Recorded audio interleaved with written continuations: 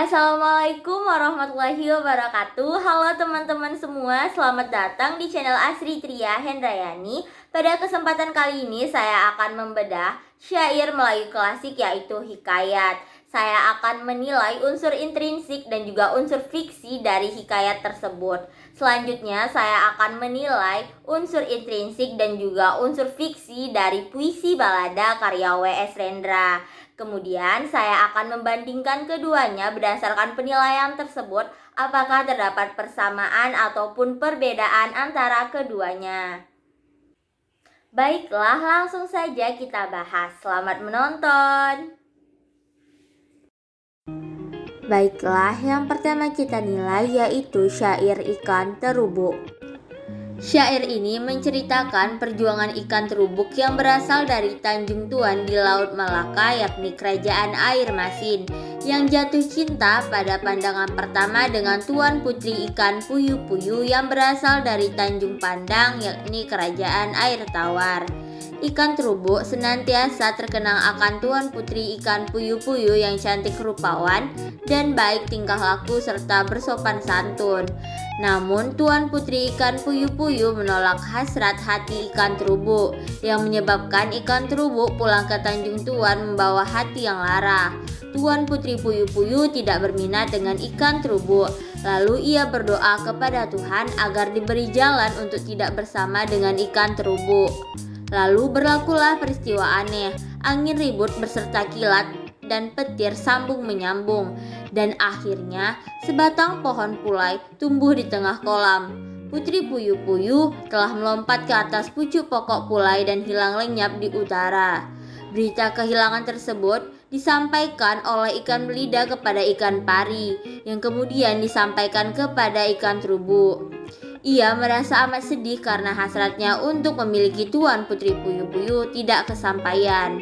Ikan terubuk dan bala tentaranya terus pergi mencari di lautan luas. Namun segala usahanya sia-sia saja karena Tuan Putri Puyuh-Puyuh sudah tiada. Ikan terubuk akhirnya mengambil keputusan untuk kembali ke tempat asalnya dengan kecewa karena hasratnya untuk memiliki Tuan Putri Puyuh-Puyuh tidak kesampaian. Baiklah, selanjutnya kita akan menilai unsur intrinsik pada syair Ikan Terubuk. Yang pertama, tema mayor berskor 1, yakni bertemakan kegagalan dalam percintaan. Puncaknya yaitu perbedaan status antara keduanya. Yang kedua, tema minor berskor 7, yaitu kerinduan, kejadian luar biasa, kedaulatan keluargaan kerajaan, tingkah laku seseorang, putus asa dan juga penyesalan. Ketiga, amanat tersurat berskor 2, yaitu jangan terbutakan oleh kecantikan seseorang karena belum tentu dia memiliki hati yang baik dan teruslah berusaha untuk mencapai sesuatu yang kita inginkan. Keempat, amanat tersirat berskor 6, yaitu kesetiaan, jangan pernah berputus asa, jangan egois karena suatu hal, bertingkah laku dengan baik, sopan dan santun, dan jangan membeda-bedakan status dan jangan terlalu berambisi terhadap hal yang tidak seharusnya. Kelima, pola larik dengan syarat 4-5 kata atau 8-12 suku kata berskor 96 karena ada 96 baris yang memenuhi aturan pada tiap baris syair tersebut. Keenam, pola bait atau jumlah bait berskor 24 karena pola bait jika mengikuti pola bait pada pantun yakni satu bait terdiri atas 4 larik maka berjumlah 24 bait. Ketujuh, pola rima terdapat pola rima awal, tengah, dan akhir. Pada syair ini terdapat pola rima akhir berskor 23 dan 1 pola rima awal. Maka total keseluruhan skor untuk pola rima adalah 24. Yang kedelapan adalah diksi. Diksi berskor 7. Berdasarkan penilaian tersebut, total skor keseluruhan pada syair Ikan Terubuk adalah 167. Selanjutnya kita akan menilai syair Ikan Terubuk dengan unsur fiksinya.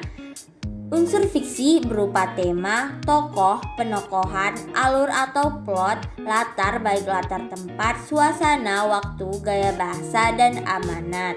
Karena tema dan amanat sudah dibahas pada unsur intrinsiknya, maka kita akan membahas yang belum dibahas, yaitu tokoh dan penokohan, plot atau alur, latar tempat, suasana dan waktu, dan gaya bahasa. Pertama, tokoh dan penokohan berskor 4 karena ada 4 tokoh. Tokoh pertama yaitu ikan terubu atau Duli Seripada yang berwatak sering termenung, berambisi dan selalu berjuang. Yang kedua, ikan puyuh-puyuh yang berwatak baik, sopan dan santun dan berparas cantik jelita. Yang ketiga, ikan belida yang berwatak pengertian dan peduli. Yang keempat, ikan pari yang berwatak dapat dipercaya dan peduli. Kedua, plot atau alur. Alur ataupun plot yang digunakan yaitu alur maju karena kronologi ceritanya berurutan, maka berskor 1. Ketiga, latar yang dipakai pada syair ikan terubu. Latar tempat yaitu Laut Malaka atau air masin, kolam air tawar, Tanjung Tuan, Tanjung Pandang, Tanjung Balai, dan tempat beribadat berskor 6. Selanjutnya latar suasana yaitu jatuh cinta, sedih, merasa bersalah, menderita, khawatir atau takut berskor 5. Selanjutnya latar waktu yaitu siang, malam, subuh berskor 3. Total skor untuk latar pada syair ikan terubu adalah 14. Keempat, gaya bahasa yang dipakai pada syair ikan terubu yaitu penggunaan bahasa asing yakni bahasa Arab.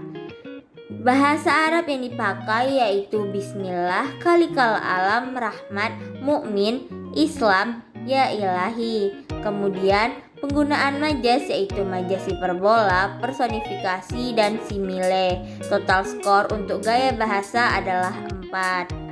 Berdasarkan penilaian unsur fiksi tersebut, syair ikan terubu total skornya adalah 23. Baiklah, selanjutnya kita akan menilai puisi balada karya W.S. Rendra yang berjudul Gerilya dengan penilaian unsur intrinsiknya.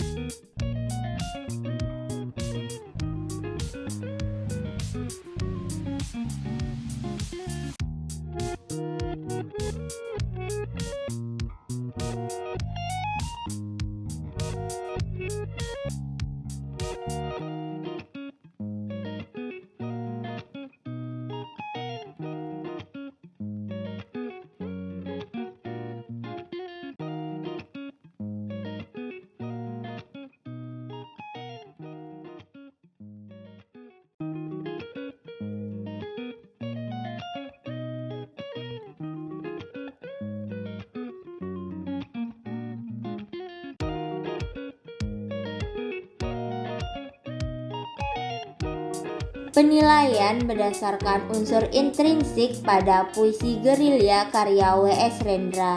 Pertama, tema mayor berskor 1 yaitu perjuangan kemerdekaan.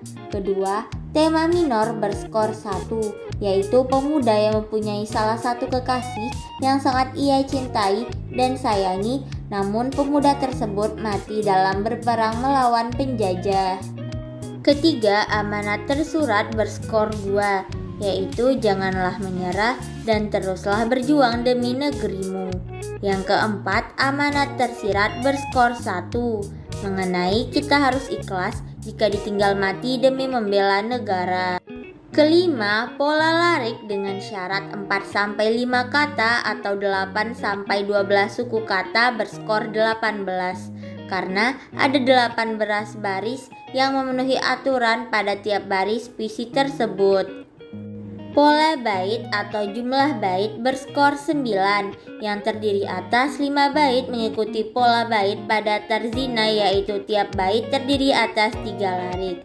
3 bait mengikuti pola bait pada pantun yakni 1 bait terdiri atas 4 larik dan 1 bait mengikuti pola karmina yaitu 1 bait terdiri atas 2 larik. Ketujuh, pola rima. Pada puisi ini tidak terdapat pola rima, baik itu pola rima di awal, tengah, ataupun akhir. Kedelapan, diksi berskor 4. Berdasarkan penilaian unsur intrinsik tersebut, dapat kita lihat bahwasannya skor keseluruhan untuk puisi balada karya W.S. Renda berskor 36.